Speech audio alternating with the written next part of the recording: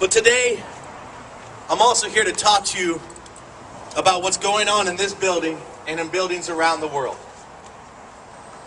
Every day in America, every single day in America, almost 4,000 little innocent baby boys and girls lose their lives to surgical abortion.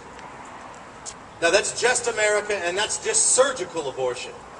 If we can actually count the number of chemical abortions, it would be astronomical. Every single day in this country, almost 4,000 little precious human beings are killed in the name of choice in buildings like this around the country.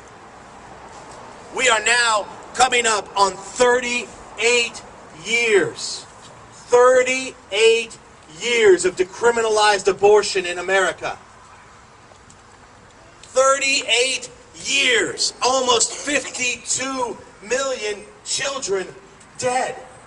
And with all of the technology that we have, with 3D and 4D ultrasounds, with all of the life development facts that we have, with all of the education that we've done, with all that we've done, why is it that this is the only people here in Dayton right now? Why is it that this is all there is? Where are the people that call themselves followers of Jesus Christ today? Amen. It's because we have not truly seen abortion for what it is. For some reason, we have been able to separate the child in the womb from every other human person. For some reason, we've been able to say abortion is just this political issue, just something that I say I'm against. I was the same way. I was the same way. When I first became a Christian, yeah, I had a pro-life bumper sticker on my scooter. I wore a pro-life t-shirt once in a while. And I went to the polls on election day, and I thought, yeah, I'm pro-life. But I pretty much ignored what was going on every single day around me. Because that's not what I was called to. That's not what I was called to do. And I'll tell you, there's been several instances in my life where God has shown me the truth. And where He's changed things about the way I see things. And one of those was recently, 2 years ago. 2 years ago, I was speaking at a conference in Edinburgh, Scotland. My best friend and I we went to this conference, and we had a few extra days, and we said, let's go to Poland. Let's go to Krakow. I want to go see Auschwitz. I want to see this death camp. So my best friend and I, we went and we stayed with some college students in Krakow, Poland. And we woke up early in the morning to get on a bus in downtown Krakow. And on the way to the bus, I stopped by McDonald's there in the mall in Krakow and got a coffee. Stopped by the little store, got a bag of Doritos and a cold Pepsi Max. And we hopped on this bus. And as we got on this bus and started to drive, I was starting to complain. Me and my friend Jeremy were complaining because I don't know if you've been to Europe, but a lot of Europeans don't know what deodorant is. They really don't. And we're sitting on this bus and there's no air conditioning and the driver is chain smoking. And it's a 2 or 3 hour bus ride to Auschwitz. And I'm sitting there complaining, and then I look out to the side and I see these train tracks that happen to be going the exact same way we're going. And I thought to myself, what am I complaining about? Because I looked at these train tracks, I thought about where they were heading and how those people back in that day rode in those train cars. And here I'm sitting on a cushioned seat with a bag of Doritos and an ice cold Pepsi Max, and I'm complaining when I'm about to go see where these train tracks lead to. And that really woke me up to what I was about to experience that day. And as we got to Auschwitz, we walked in, and if you've ever been there, if you've seen pictures, there's this wrought iron arch over the gate that says, "Work makes free" in German. See, at that time, they were playing mind games with the Jews. They were telling them that we're taking you to somewhere new where you're going to get a new life, and if you work hard, you're going to gain freedom, and you're going to get your stuff back, and you're going to be okay. So as they walked into Auschwitz and they read that work makes free, it made them want to work really hard because they really believed in that freedom that was going to happen. And there was this one building that had 3 displays that really hit me that day that really threw me for a loop. The first was a display of a pile of hair. And as I'm looking at this pile of human hair right behind us, the tour guide said, "Look at this." And it was a blanket and a jacket woven out of human hair.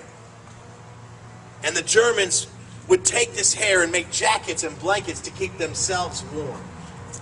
And the next was a pile of prosthetic legs and arms. And as I'm looking at it, I'm thinking, these are pieces of people. These are literally pieces of people. But the third display is what really sent me through the roof that day, because it was a little glass table with some baby clothes. And in that was a little pair of hand-knit wool shorts. And when I saw those hand-knit wool shorts, I lost it, because my wife uses cloth diapers for our children. And when you use cloth diapers at night, you put a little pair of hand-knit wool shorts over the diaper.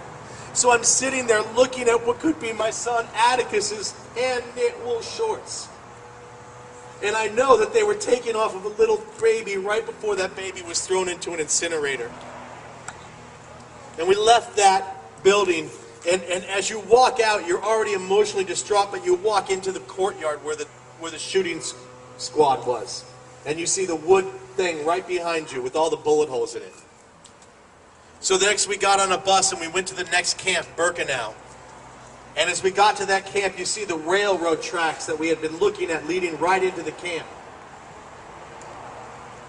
And they took us into this camp, and we're walking down these railroad tracks, and they took us to the platform where they would unload the trains of all the Jews. And this is how they would do it. They would come up and they would say, "You look pretty healthy. We're going to get you a job. You're going to be over here on this side. You look pretty healthy too. We're going to get you a job, so you're going to be on this side. You know, you're a little bit older. I think that you need a nice hot shower and some clean clothes. So this group right here, you're going to get a hot shower." See, they had been in that train car for 6, 7, 8 days, standing like this with every possession they had. There was no sitting down. There was no laying down. If they went to the bathroom, it was in their pants. There were dead bodies leaning against them, because the only water and food what they had is that they happened to have it in their possessions. So they're standing there for 7 days, and they finally get out, and they're like, "We're going to give you a nice hot shower." And they would send you guys off to your work assignments. And then they would walk you, and they marched us the same direction that they would walk you. And we're walking down the tracks, and we come to this building where they would take you in. And they would tell you all to take off your clothes. It doesn't matter who's there, male, female, it doesn't matter. But they would say, "Put your clothes on this number. That way you know you can have clean clothes when you're done with your shower." And that's all you care about at that moment, is to get your body clean. And they take you into that shower room, and we're looking at this building, and you'd look up and the doors would close behind you, but no water would come out. And within a couple of minutes, 2 holes would open in the ceiling, and 2 canisters would drop into that room. And within 20 minutes, you're all dead from gas. They played mind games with you all the way till the moment of your death. But then they would come and get you two. See, you two were given work assignments. They would walk you into the back, and there you would be, and you'd see all these bodies, and there's your grandmother laying on the ground. And they would tell you to pick her up and put her in an incinerator, and if you don't do it, they'll just shoot you right there. And I'm standing there looking at this thinking, how did this happen? Just 70 years ago, how did this happen in this society? And as I'm looking at this, off in the distance was a house, an old house. And I'm looking at this house and I'm thinking to myself, God, what if that was my house? What if I lived in that house 70 years ago? I'm a young Christian man with my children. And I wake up one Saturday morning and I step out of the back of my house. And my children are playing in the yard and I'm sipping my cup of coffee. And all of a sudden I see this building. And I see the Jews being lined into that building. And then the smokestack lights up. And I see that human ash pouring out. If I lived in that house, would I have stood up? What would I have done? Would I have just turned around and gone back into my house and ignored what was going on? Or would I have been a voice for what I saw happening? And as I was staring at that house, something happened. God spoke to me and said, Bryan, that is your house.